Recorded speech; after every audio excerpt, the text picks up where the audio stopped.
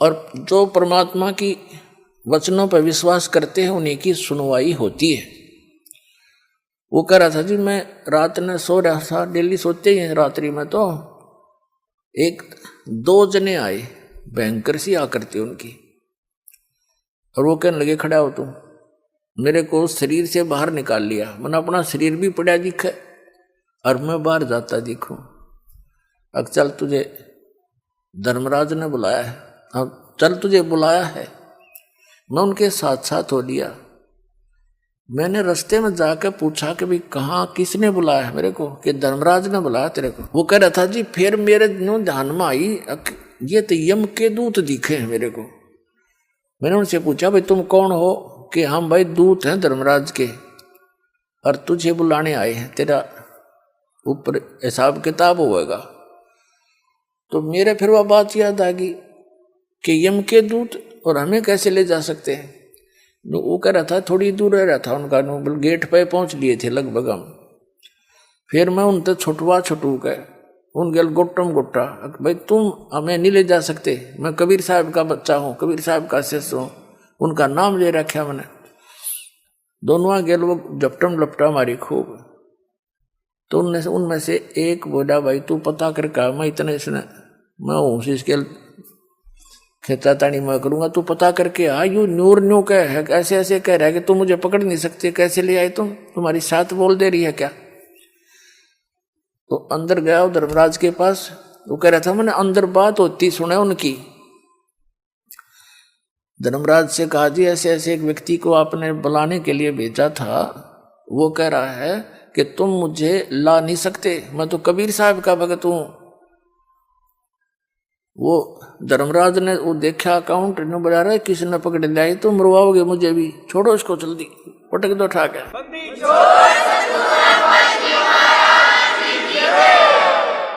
तो कह रहा था जी मैं वो वहीं से पटक दिया मेरे को ऊपर। तो मैं यूं आऊं जैसे ऊंचे स्थान से छलांग लगाते हैं जब कलेजा में गुदगुदी सी होती है, नो गुदगुदी सी होती है और मेरे एकदम, और आते में शरीर का मां पड़ गया, फंस गया नो।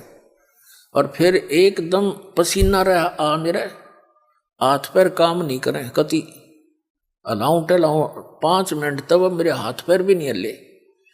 फिर मैं उठा, फिर याद आई रत तेरा सचमुच जब ये यह स्थिति मेरे शरीर की ना पावा हो तो मैं इसने सपना ही मान लेता। पर जब समझ में आई मेरी तो टिकट कट गई थी, नहीं तो परमात्मा कबीर जी ने एक्सटेंशन दे रखी है।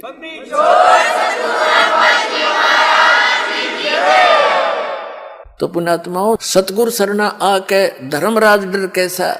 धर्मराज के कहते हैं चित्रगुप्त के कागज की रू मेटू सकल बखेड़ा। इस चित्रगुप्त यानी इस धर्मराज के कागज पाट दूं, सतगुरु जो चावे सो कर ही। कबीर साहब के विषय में गरीबदास जी कह रहे हैं सतगुरु जो चावे सो कर ही, 14 कोट दूत जम डर ही, ऊत भूत जम त्रास निवारे, और चित्रगुप्त के कागज पाड़े। आपके कर्म के लेख कबीर साहब मिटा सकता है। जम जो राजा से डरे मिटे कर्म के लेख, अदली असल कबीर हैं ये कुल के मालिक एक। अब कबीर परमात्मा जो हैं ये हमारे कर्मों के अंक का भी, जो पाप कर्म है उनका भी नाश करके नए अंक लिख देंगे आपके भाग्य में। तो अब प्रसंग चल रहा है वो सुनाते हैं आपको। अब क्या बताते हैं भाई, 33 करोड़ यज्ञ में आए शेष 88 सारे।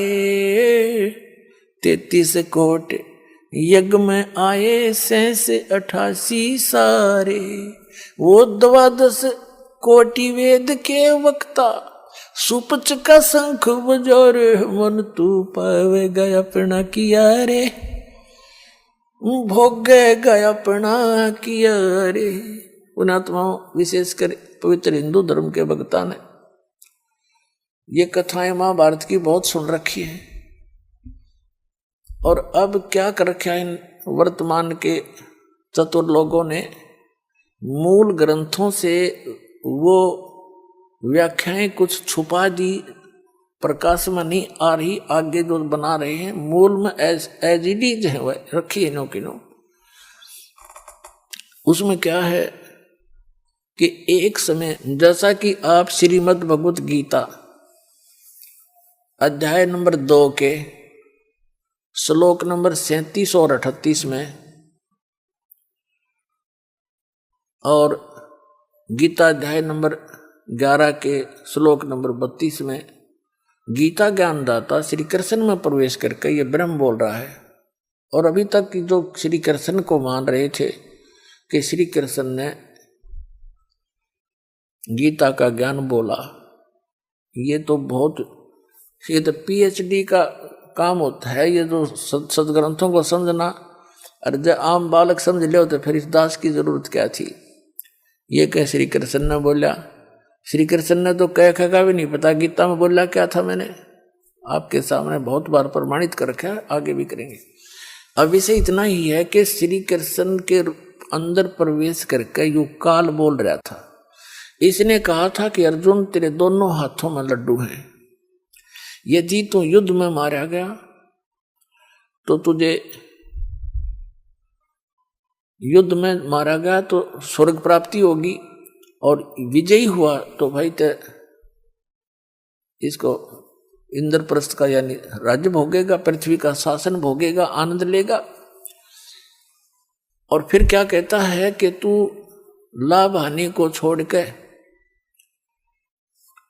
और जय पराजय की इच्छा छोड़कर युद्ध कर ले। इस प्रकार युद्ध करने से तू पाप को प्राप्त नहीं होगा, तुझे पाप नहीं लगेगा। और फिर 11वें अध्याय के 32वें श्लोक में कहा कि अर्जुन तू तो निमित्त मात्र है, ये तो मैंने जो करना ही है।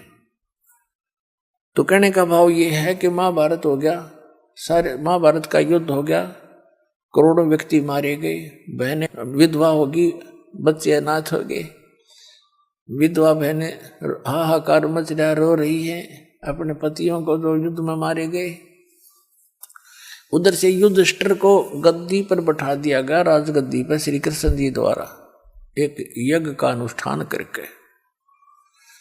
कुछ ही दिनों के बाद राजा युधिष्ठिर को वो प्रेत आत्मा सताने लगी, जो युद्ध में मारे गए थे, रो बैठ का आनंद ले रहा था।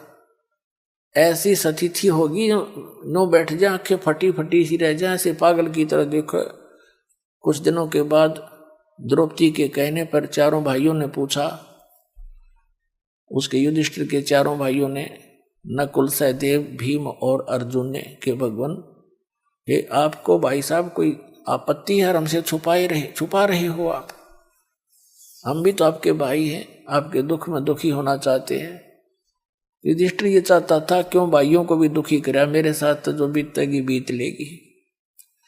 अंत में उसने बता दिया कि मेरे को रात्रि में नींद नहीं आती, एकदम आंखें खुल जाती हैं, भयंकर सी आकृति दिखाई देती है, कटे हुए सिर का धड़ ऐसे भागते हुए आते दिखाई देते हैं, हाहाकार मची दिखाई देती है, और मैं बेचैन हो जाता हूं, अन्न भी अच्छा नहीं लगता।